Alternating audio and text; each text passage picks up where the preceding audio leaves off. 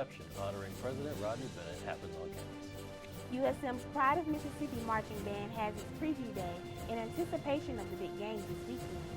Speaking of football this year, I am really looking forward to that game. Plus, there's a whole lot of USM sports to talk about this week's Sports Recap. News, weather, sports, and more. It's right now on SMTV.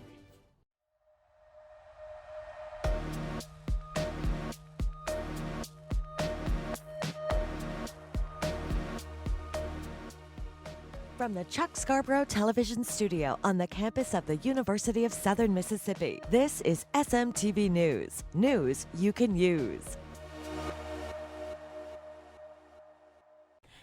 Thank you for tuning in to the first episode of Southern Miss Television this semester. I'm Jaterica Wilson. And I'm Logan Maxwell. This month, a reception was held for former USM President Rodney Bennett. It was open for faculty and staff at USM. Bennett, the University of Southern Mississippi's 10th president, stepped down in July. SM2 reporter Garrett Grove has more about what went down and the impact that Bennett had on those who attended. No expense was spared for the reception to celebrate the 10th president of USM. And the investment from the university community was just as massive, with administrators, faculty, and staff coming en masse. The reception served as a celebration of what Dr. Rodney Bennett had done as president and in the personal lives of those at USM.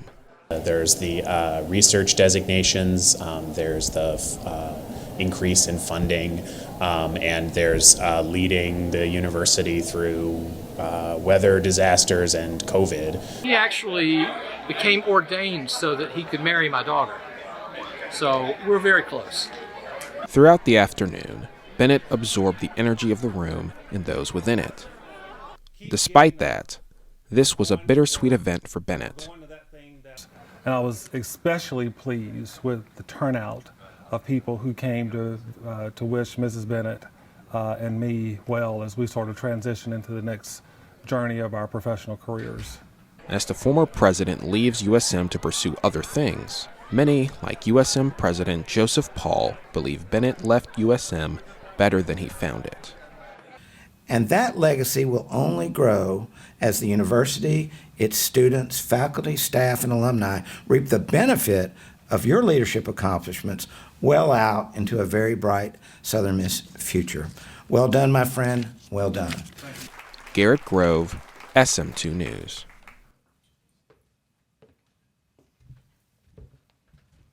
Good afternoon, everybody. President Bennett served as president for the University of Southern Mississippi from 2013 to 2022. After departure of USM's former president Rodney Bennett, Dr. Joseph Paul begins his journey on campus for the second time as interim president. SM2 reporter Kyra Lampley sat down with the president, Joe Paul, and has more in this report. On Monday, July 18th, the University of Southern Mississippi welcomed their interim president, Joseph Paul.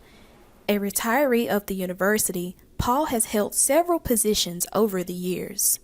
I had the chance to sit down with the newly appointed interim president here at Southern Miss, Dr. Joseph Paul, about his plans for the upcoming school year. This is what he had to say.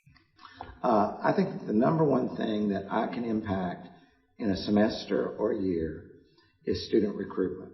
Southern Miss is too great a place with too much capacity not to be bursting at the seams with students. So without regard to that, I'm going to focus my highest energy on supporting student recruitment. So you're going to see me out in high schools and communities and talking to prospective community college transfers and high school seniors and their families, and really investing in marketing the university, in scholarships for students. So that's going to be my highest priority. Paul's other efforts for the university include focusing on the athletics program and faculty leadership. In general, Southern Miss has too much good news to be hidden under a rock. So I'm going to be out sort of spreading the gospel about how great this place is. This is Kyra Lampley for the Southern Miss Student Media Center. University of Southern Mississippi welcomed incoming freshmen and transfers on campus with Golden Eagle Welcome Week.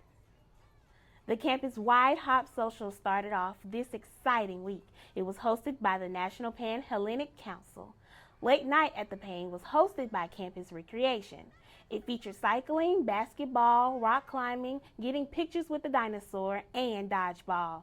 The following day, the annual painting of the Eagle Walk took place. The Southern Miss Activities Council then hosted their welcome back party. Gil's Got Talent capped off GU Week. It let students show off their abilities to fellow classmates. Favorite moment would be, that's a good question. I would have to say meeting everyone for the first time, or meeting all of GU for the first time in class.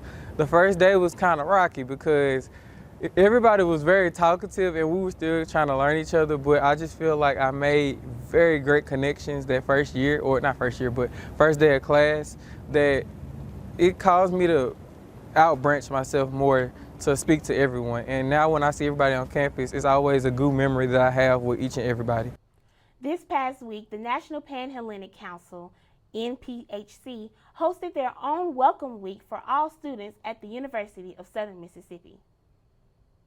The week started with them hosting an event called Song Association. Words were given out to groups, and they had to sing songs with those words in them.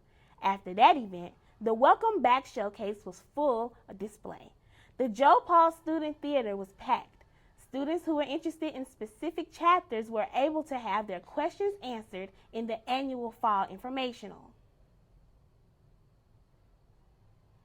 My whole mission as president was to make sure that we can make sure students feel welcomed within our community, even if they're not, already in a fraternity or sorority. That way we can bring in more members through intake. And so I think our main goal this semester was to make sure that we were, joining with them more so and being closer with them, and not just them coming to our event and watching us stroll or hop and doing stuff like that. And I think we accomplished that goal. You can keep up to date with NPHC by following them on Instagram. Roberts Hall is now being demolished after being empty for over a decade.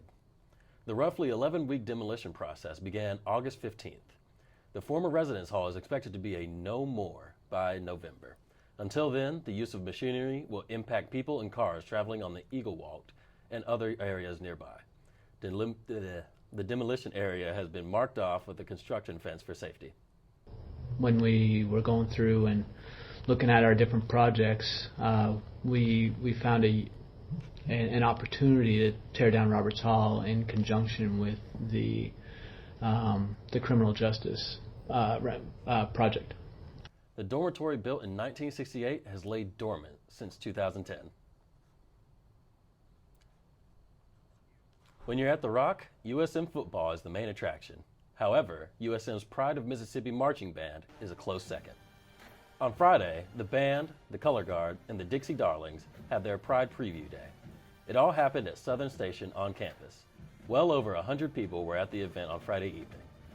Those present even got a sneak peek of the musical routine for their upcoming halftime show. As an added bonus, it even featured USM President Joseph Paul as a conductor.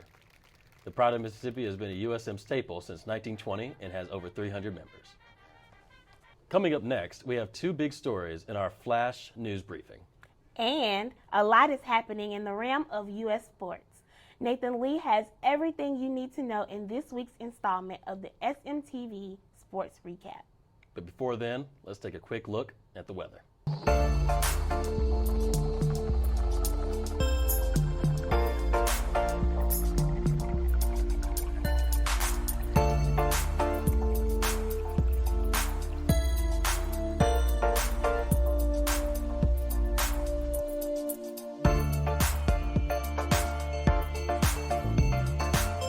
Check out our newest design for our Adcock Pool & Spa website. Explore the new look and feel. Build your perfect poolscape in the comfort of your home with our in-ground pool wish list. Choose from different features including pool type, shape, depth, and exquisite style with our outdoor landscape options. With Adcock Pool & Spa, you're in control. Visit us at adcockpoolandspa.com or at any of our 3 locations. Adcock Pool & Spa. We are in the fun business. The world is changing. Cryptocurrencies, NFTs, digital land selling in the metaverse. The School of Communication is changing as well. Our students not only have the tools and knowledge to create, inspire, and inform, but to be the leaders their organizations need to thrive. I am Ed Simpson, Director of the School of Media and Communication, and you just heard the first change. I am happy to announce that the Mississippi Institutions for Higher Learning has approved a new name for our school, the School of Media and Communication. With the new name comes a new direction and 3 significant changes. The first is the new program of strategic communication that includes public relations, advertising, media sales, and organizational communication.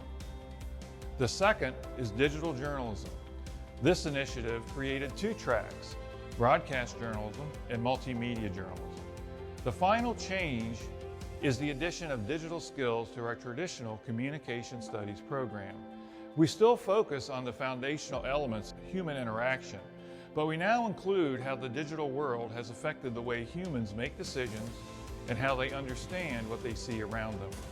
Change can be hard, but also exciting. On behalf of the staff, faculty, and students at the School of Media and Communication, I invite you to help us move in this new, thrilling direction. Leave a comment, send me an email. Come see us here at College Hall. Join us as we welcome the next generation to create, inspire, and inform.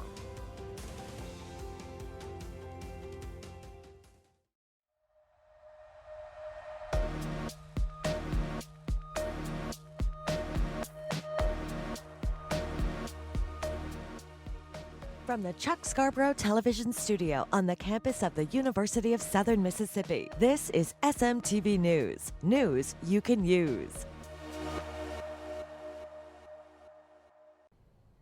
There are a couple things outside of Hattiesburg that you need to know about. Here's your news flash briefing in 90 seconds. A federal disaster declaration for Jackson has been approved. This is according to a tweet sent by Governor Tate Reeves last night. It comes in response to the water infrastructure failing earlier this week in the capital city. As a result, access to water is severely limited. Businesses, homes, and all schools in Jackson are affected. According to the municipal and state leaders, it is unclear when the crisis will be resolved. According to Reeves, if water does come out of the faucet, it is most likely raw water from the Bennett Reservoir. NASA announced Tuesday that it would pursue a launch of its Artemis 1 rocket to the moon Saturday. This comes after a failed launch attempt Monday due to an engine issue on the rocket. The rocket, when launched, will have no people on board. Artemis serves as a test for NASA's deep space exploration technology. If the launch is successful on Saturday, NASA says Artemis's mission in space will last about 3 weeks. The rocket will travel 280,000 miles from Earth.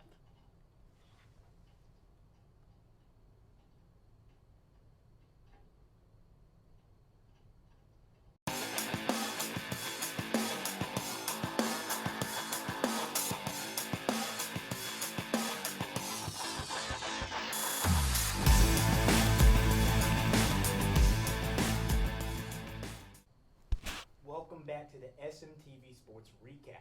I'm Nathan Lee, here to get you ready for the biggest sports week of the fall semester, week 1 of football. Also, I'm going to highlight the women's volleyball team, as it feels like the Hazelwood era is officially here. First things first, it's time to preview the Golden Eagles week 1 matchup against the Liberty Flames. Southern Miss comes into this season after a disappointing 2021 campaign, but they look to change the narrative around the Pine Belt with a massive win this weekend. One thing to watch in this game is the quarterback matchup between redshirt freshman Ty Keys and 6-year senior Charlie Brewer. Experience is on Brewer's side going into this game, but the highly anticipated Golden Eagles defense looks to put the entire Sun Belt Conference on notice after this game. During fall camp, the defense stole the show to the point where they're even drawing comparisons to the infamous Southern Miss defense, the Nasty Bunch. While most would not go that far, it will definitely be something fans will keep an eye on going into the 2021-2022 season. Southern Miss looks to pull off the opening day upset on Saturday, September 3rd at The Rock at 6 p.m. Moving to volleyball. New head coach Jenny Hazelwood and the team were able to capture the 600th win in program history with an opening day victory over UTSA. The leader to this win was none other than Mia Wesley, who is this week's staff pick for the 4th Street Player of the Week. Last season, Wesley recorded 428 kills, which was the most by any Southern Miss freshman in program history. Wesley started this season right where she left off, by leading the team with 16 kills and 5 aces along with 9 digs. Wesley would keep up her strong play in the Golden Eagles' second game of the Crimson Tide Invitational with 14 kills and 3 blocks against McNeese. Southern Miss would ultimately fall in 4 sets to the Alabama Crimson Tide, but Wesley once again led the team with 21 kills. Women's volleyball continues on September 2nd at 6 p.m. when the Golden Eagles head to the Mercer Creek Classic. Now, if you want a more in-depth look into Southern Miss sports, listen to the 4th Street Sports Show on Mondays at 5 p.m. on 88.5 FM or watch the live stream on the SM2 YouTube channel. This has been the SMTV Sports Recap. Now let's meet the 4th Street Sports team.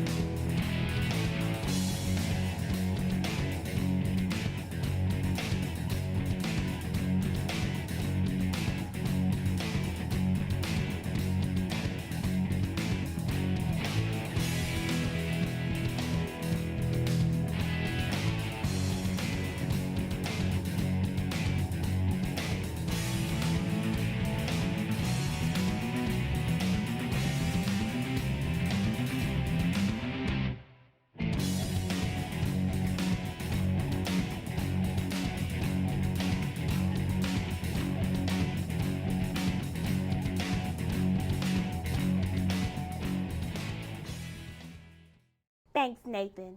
Coming up next, an organization shows care to beloved animals on USM's campus. Spoiler alert, they're not Golden Eagles. Plus, SM2 reporter Garrett Grove sits down with the president of USM's chapter of Generation Action. Be sure to stick around after the break. For news, weather, sports, and more, follow Southern Miss Student Media on all of our social media platforms, Facebook, Twitter, YouTube, and Instagram. The University of Southern Mississippi Student Media Center is the heartbeat of the USM experience. The center is home to dozens of producers, writers, and visual artists of all types.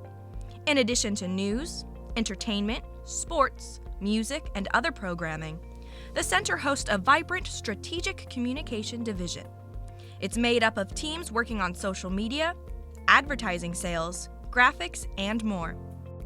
Everything is produced by students and for students, under the guidance of the Student Media Center professional staff. The center is housed in USM's School of Media and Communication, just down the bricks from the Rock and the Student Union. School Director Ed Simpson says the Student Media Center serves as the loudspeaker for the USM student voice and the training ground for the next generation of media professionals. The Student Media Center is where our students get hands-on experience in real-world situations. That's because what we do serves real audiences and real clients. Whatever you see yourself doing, the Student Media Center has a place for you. We ask our students to find the truth and then tell it in a way that's compelling. When students produce something for a live stream or for the radio, they know they gotta get it right. Working here in the Student Media Center, when we say hands-on, it's not a slogan, it's what we do.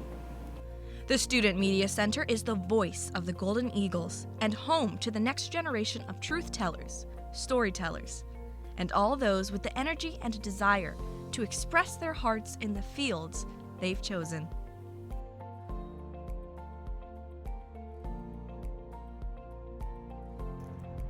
Join us.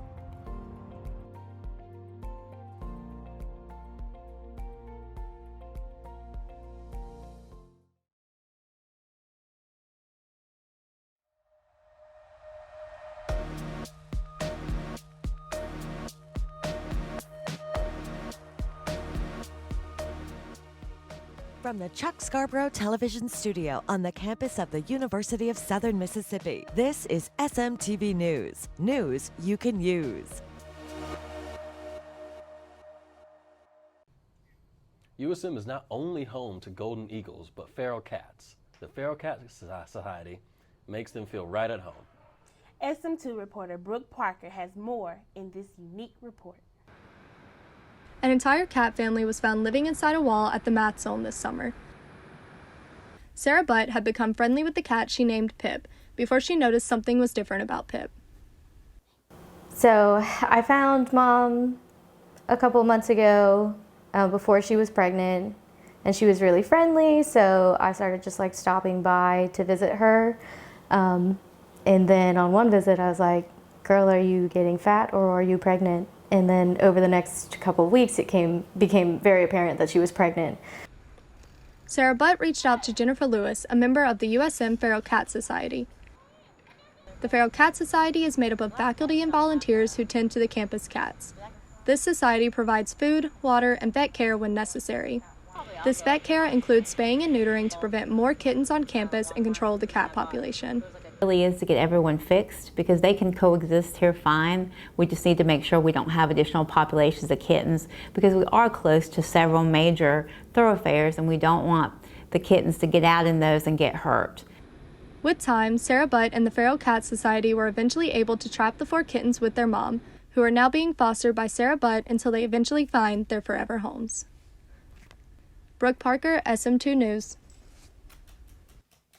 If you're interested in adopting a cat or volunteering with the Feral Cat Society, you can email feralcat@usm.edu. Since June, the decision to strike down Joe versus Wade has been a major point of contention. For many Americans, the ruling isn't as simple as a major victory or defeat. Reproductive health care, particularly abortion, is a very nuanced matter. In this week's Community Calendar interview, the stance of one organization, Generation Action, reflects this. SM2 reporter Garrett Grove sits down with a student leader on the matter. So obviously with Planned Parenthood, there's a lot of different facets into what they do. And I guess especially in terms of really just outreach and in terms of services being offered, what are ways that you try to reach out to the community so they know about it, like the website, maybe just like locations, things of that nature?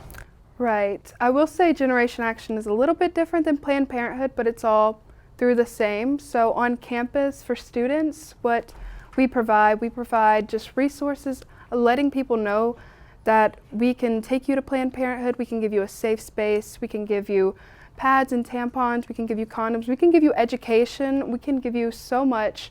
A lot of people think Planned Parenthood is just abortion, but that's actually the smallest thing we do. We honestly, truly provide a safe space, and more often than not, we are providing, as I said, pads and tampons and condoms. I feel like that's 90% of my work, but it's important work to get that out there. And once you reach people through these small ways of just giving them the necessities they need, they come back for more education to learn just more about their reproductive rights and to let their friends know. And that's really what our whole goal is, just to let people know that we're here and we can provide so much for them. You know, no matter who you are or where you're coming from, we can be a good, safe space for everyone. Of course. And one thing I want to put a little bit of emphasis on as well is, you mentioned education. So what does that look like? Oof. Education can look like a lot of things, but one thing, what we're really working on is the spread of misinformation. I feel like we're almost trying to counter that by spreading our own right information. A lot of misinformation goes on about, as I said, Roe v. Wade. Like, a lot of people think everything's been taken away, and no, that's not true. They almost want you to be scared. They want you to not seek abortions. They want you to not seek out these resources, but we're still here. And so I guess it really comes down to what you need education on. I think it's good to be open-minded. I know a lot of schools teach just abstinence-based learning, and that's just not a good way to go about it. Kids are still going to have sex. They're still going to be misinformed about the things that go on. And I think it's just important to educate people simply about how sex works, how reproductive rights work, and how health encompasses all of that in a safe way. So yeah. Thanks, Garrett. So, what are you guys doing for Labor Day? Oh, I know, I'm doing homework. Same here. I'm going to do some homework, but I'm going to rest too because I have been up all week. I was about to say, that Labor Day, you know, that holiday hits right at the perfect time. It really does. Get a couple weeks in school and then you're ready for that first break. So. I agree. I agree. I think I'm going to sit down, eat. Yeah, I'm gonna play with my dog too, Mamba. She's an English bulldog. She needs some love. I've been away from her for too long, so I gotta give my baby girl some love, you know. Look I at got that. you. I feel that. But yeah, I'm definitely gonna eat, do homework, and just catch up. Yep. It's already like the second week. Yeah, it's I'm already sweating everything. It feels like the third month, if you want to ask me. Well, one show down and 12 more to go, y'all. And August it's flown by, and so will the rest of this semester. Yes, indeed. Thank you so much for watching SMTV's first episode of the school year. It's great to be back for the third season of SMTV. If you want to stay in the loop for all the things that SMTV has going on, be sure to subscribe to Southern Miss Student Media Center on YouTube. You'll be sure to find a new episode of the show every Wednesday evening. I'm Jaterica Wilson. I'm Logan Maxwell. I'm Nathan Lee. As always, Southern Miss. To the top.